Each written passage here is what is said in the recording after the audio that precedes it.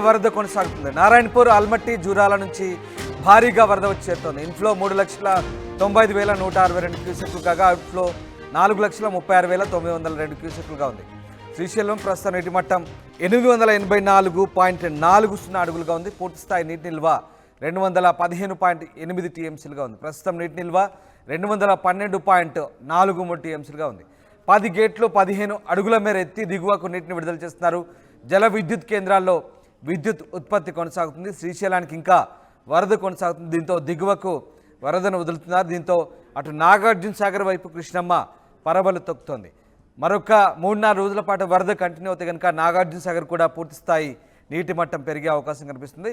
ఇప్పటికే శ్రీశైలం జలాశయంలో విద్యుత్ ఉత్పత్తి కూడా పూర్తి స్థాయిలో కొనసాగుతుంది. భారీగా వరద రావడంతో 10 గేట్లు 10 అడుగుల మేర ఎత్తి దిగువకు నీటిని విడుదల చేస్తున్నారు. అటు పర్యాటకుల సంఖ్య కూడా భారీగా పెరుగుతోంది.